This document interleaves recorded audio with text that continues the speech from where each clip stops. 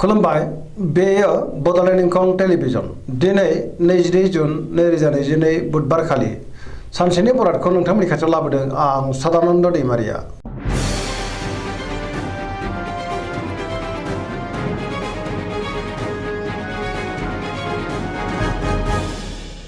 सिगां फरायनो लादों मेष राशि गिबि हांखो अ ल। दिनैनि साना जोबोर मोजां हरखाबै माबा मोनसे मोजां खौरां मोननोबो हागौ बयजोंबो अनजागोन आरो अनसायजागोन मावनो लानाय खामानिखौ थि समावनो मावफुंनोबो हागोन। गोसोखौ दिनै जोबोर गोजोननाय मोनगोन देहाया मोजाङै थागोन गोसोआव गोग्गो आरो गोथों साननाय फैगोन। रांखावरियाव जोबोर मोजां होनजायो गोबां धोन आरजिनो हागोन आयाबो बांगोन। बेफार फालांगियाव दिनै जोबोर मोजां सोरबा लोगोनि हेफाजाबखौबो मोननो हागोन। न'खराव बिसि फिसायनि गेजेराव अननानै फैगोन बिमा बिफानि अननाय आरो बोरखौ मोननो हागोन। गुबुननि गोसोखौ गोरलैयैनो बोनो हागोन गोसोनि बोलोआबो बांगोन।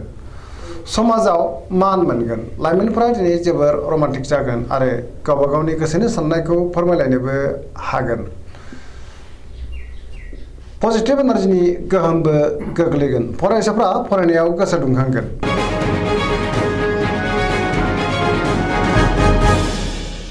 वृष राशि गिबि हांखो इ उ ब। दिनैनि साना मोजां आरो गाज्रिनि गेजेरजों बाबेनलांगोन गोदान मिजिं आरो गोदान बोलो फैनो हागौ। मोनफ्रोमबो बिथिङावनो जाफुंसारनो हागोन मोजां खाबुफोरबो फैनो हागौ। गोसोखौ जोबोर नाथाय उसुखुथु मोनगोन अब्लाबो गोसोनि बोलोआ लोरबां जानोबो हागौ। मावनो लानाय खामानिखौ मावफुंनो हागोन समाजाव मान मोनगोन रांखावरियाव मोजां गोबां धोन आरजिनोबो हागोन। बेफार फालांगियावबो मोजां होनजायो आयाबो बांगोन। न'खराव बिसि फिसायनि गेजेराव अननानै फैगोन बिदा फंबायजों मोजां सोमोन्दो थागोन बिमा बिफानि अननाय आरो बोरखौ मोनगोन। देहाया बारा मोजां थानाय नङा गोबां रोखोमनि देहायारि जेंनाजों मोगा मोगि जानांनो हागौ।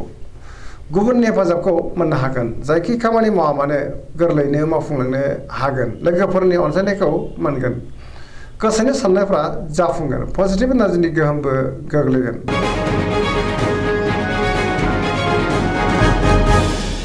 मिथुन राशि गिबि हांखो क स।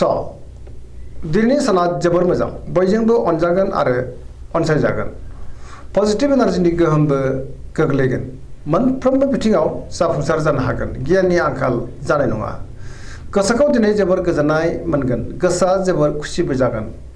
देहाया मोजाङैनो थागोन रांखावरियाव दिनै जोबोर मोजां आयाबो बांगोन। बेफार फालांगियाव जोबोर मोजां होनजायो। न'खराव दिनै अननानै फैगोन बिदा फंबायजों मोजां सोमोन्दो थागोन समाजावबो मान मोननो हागोन गोसोनि बोलोआ बांगोन।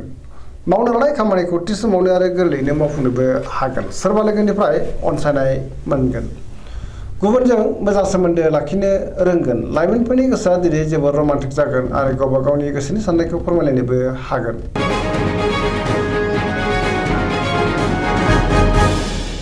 कर्कट राशि गिबि हांखो ड ह। दिनैनि साना जोबोर मोजां माबा मोनसे मोजां खौरां फैनोबो हागौ। गोसोखौ जोबोर गोजोननाय मोनगोन सोरबा लोगोजों बाख्नाय जानोबो हागौ। गोसोनि साननायफ्रा जाफुंगोन गोसोआव पजिटिभ साननाय फैगोन गोथों आरो गोग्गो साननो रोंगोन। गियाननि आंखाल जानाय नङा मावनो लानाय खामानिखौ थि समावनो मावफुंनो हागोन। रांखावरियाव जोबोर मोजां गोबां धोन आरजिनोबो हागोन। बेफार फालांगियाव जोबोर मोजां मुलाम्फा मोनगोन। न'खराव अननानै फैगोन समाजाव लोगो लेवा बांगोन आरो मान मोननो हागोन। देहाया मोजाङैनो थागोन गुबुननि हेफाजाबखौबो मोनगोन। फरायसाफ्रा दिनै फरायनायाव गोसो दुंखांगोन आरो मोजां फिथाइ मोननोबो हागोन। गुबुनजों मोजां सोमोन्दो लाखिनोबो रोंगोन।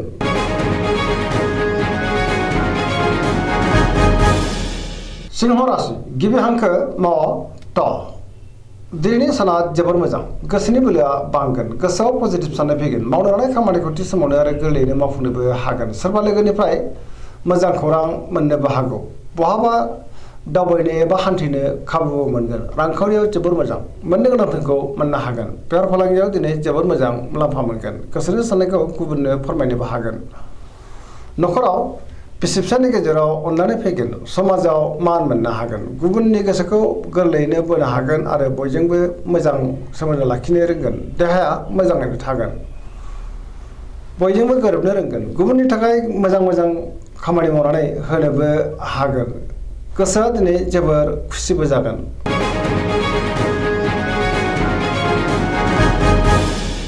कन्या राशि गिबि हांखो प ट दिनैनि साना मोजां आरो गाज्रिनि गेजेरजों बाबेरलांगोन। गुबुननि हेफाजाबखौ मोननो गोब्राब जागोन। गोसोआव नेगेटिभ साननाय फैगोन। गोथों आरो गोग्गो साननो रोंनाय नङा। गियाननि आंखाल जानोबो हागौ। रांखावरियाव बारा मोजां नङा। नाङा फाङा खरसाया बांगोन। बेफार फालांगियाव मोजां नङा। गोबां धोन खहा जानांनोबो हागौ। देहाया दिनै मोजाङैनो थागोन। न'खराव बिसि फिसायनि गेजेराव अननानै फैगोन। गोबां खामानियाव मुखुबबो थागोन। सोरजोंबा बाख्नाय जानानै गोसोखौ दिनै जोबोर गोजोननाय मोनगोन। लाइमोनफ्रा जोबोर रमान्टिक जागोन आरो गावबा गावनि गोसोनि साननायखौ फोरमायलायनोबो हागोन।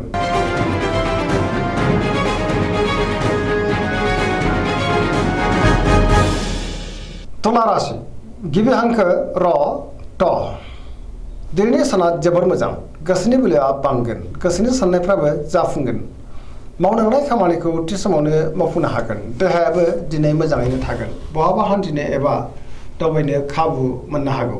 रांखावरियाव जोबोर मोजां। मोननो गोनां धोनखौ दिनै मोननो हागोन। आरजिनाय धोनखौबो दोनथुमनो हागोन।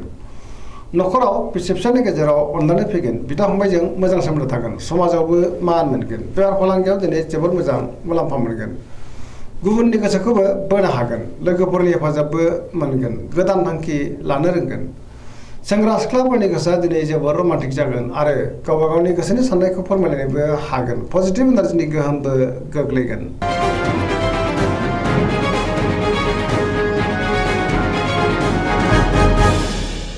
वृश्चिक राशि गिबि हांखो न स दिनैनि साना जोबोर मोजां। बयजोंबो अनजागोन आरो मोजां मोनजागोन। समाजाव लोगो लेवा बांगोन। गोबां मुंदांखा सुबुंजों दिनै लोगो मोनज्लायनोबो हागौ। पजिटिभ एनार्जिनि गोहोमबो गोग्लैगोन। बहाबा हान्थिनो एबा दावबायनो खाबुबो मोननो हागौ। समाजाव मान बांगोन। सोरबा गोजाम लोगोजों बहाबा लोगो मोनज्लायनो हागौ। गोसोआव गोग्गो आरो गोथों साननाय फैगोन। गियाननि आंखाल जानाय नङा। मावनांनाय खामानिखौ थि समावनो मावफुंनो हागोन। गुबुननि हेफाजाबखौ मोनगोन। गोसोनि साननायफ्राबो मोगथाङाव जाफुंगोन। गोसोनि बोलोआबो दिनै बांगोन। न'खराव अनलायनाय फैगोन। रांखावरियाव जोबोर मोजां होनजायो। बेफार फालांगियावबो दिनै जोबोर मोजां। देहाया मोजाङैनो थागोन। गुबुननि हेफाजाबखौबो मोननो हागोन। फरायसाफ्रा दिनै फरायनायाव गोसो दुंखांगोन आरो मोजां फिथाइ मोनगोन। लाइमोनफ्रा जोबोर रमान्टिक जागोन।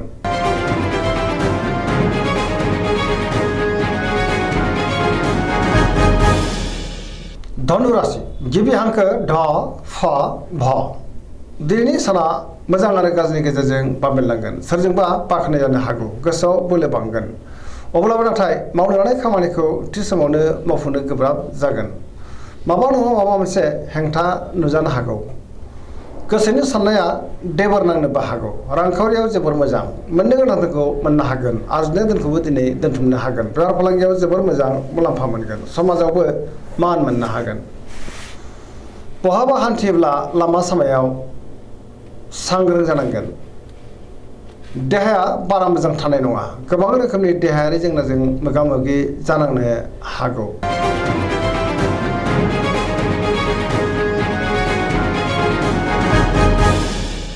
मकर राशि गिबि हांखो ख ज दिनैनि साना जोबोर मोजां। गोसोनि साननाया जाफुंगोन। मावनो लानाय खामानिखौ थि समावनो आरो गोरलैयैनो मावफुंनोबो हागोन। रांखावरियाव दिनै जोबोर मोजां। मोननो गोनां धोनखौ मोननो हागोन। आरजिनाय धोनखौबो दोनथुमनो हागोन। आयाबो बांगोन। बेफार फालांगियाव दिनै जोबोर मोजां मुलाम्फा मोननो हागोन। गुबुनजों मोजां सोमोन्दो लाखिनोबो रोंगोन। मोनफ्रोमबो खामानिखौनो दिनै मावफुंलांनो हागोन। गोदान खामानियाव आखाइ होजेननोबो हागोन। न'खराव दिनै अननानै फैगोन। बिदा फंबायनिफ्राय थोजासे हेफाजाबबो मोनगोन। सेंग्रा सिख्लाफ्रा गावबा गावनि गोसोनि साननायखौ फोरमायलायनो हागोन। फरायसाफ्राबो फरायनायाव गोसो दुंखांगोन आरो मोजां फिथाइ मोननोबो हागोन। पजिटिभ एनार्जिनि गोहोम गोग्लैगोन।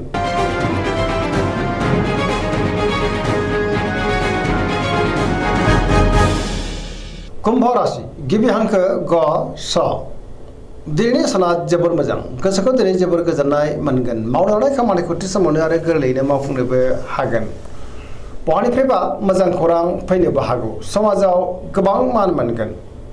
गोबां मुंदांखा सुबुंजों दिनै लोगो मोनज्लायनोबो हागौ। रांखावरियाव दिनै जोबोर मोजां। बहानिफ्रायबा गोबां धोन मोननो हागोन आरो आरजिनोबो हागोन। बेफार फालांगियाव दिनै जोबोर मोजां मुलाम्फा मोनगोन, देहायाबो मोजाङैनो थागोन। न'खराव बिसि फिसायनि गेजेराव अनलायनाय फैगोन, गुबुननि हेफाजाबखौबो मोननो हागोन। बिमा बिफानि अननाय आरो बोरखौबो दिनै मोननो हागोन। बहाबा दावबायहैनो एबा हान्थिनो खाबुबो मोननो हागौ। पजिटिभ एनार्जिनि गोहोमबो गोग्लैगोन।